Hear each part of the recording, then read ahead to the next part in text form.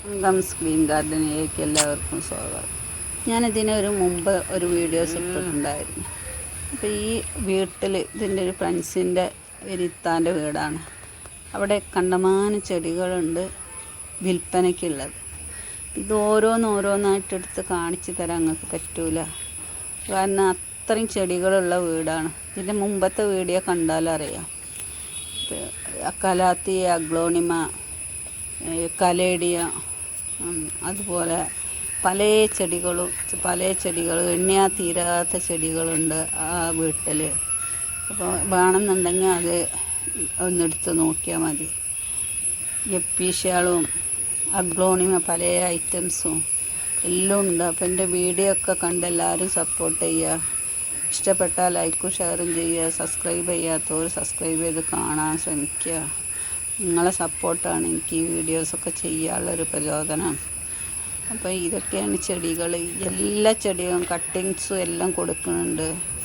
അപ്പോൾ ഇവർ കുറേയൊക്കെ വിറ്റ് ഒഴിവാക്കാനാണ് ഈ സ്റ്റാൻഡുകളും മുറ്റത്തിൻ്റെ അതിലൊക്കെ ഇട്ടിട്ടുണ്ടെങ്കിലും അവിടെ കുറേ പണികൾ നടക്കാറുണ്ട്.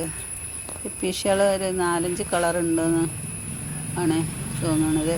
പിന്നീട് കുറേ ആയി വീഡിയോ എടുക്കാൻ പറഞ്ഞിട്ട്. ഇതിന് മുമ്പൊരു വീഡിയോ എടുത്ത ആൾക്കാർ കുറേയൊക്കെ സെയിൽ നടത്തിയിട്ടുണ്ട്.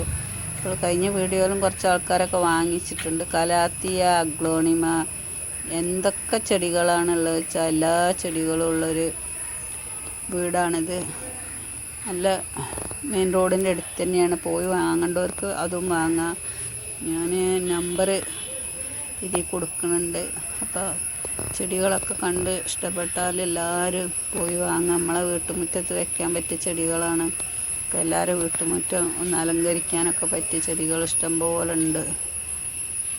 അതുപോലെ പേരെടുത്ത് പറയാൻ പറ്റില്ല, അത്രയും ചെടികളുണ്ട് ഈ വീട്ടിൽ. അവർ കുറേ വർഷം മുമ്പുള്ളതാണ് ഈ ചെടികൾ.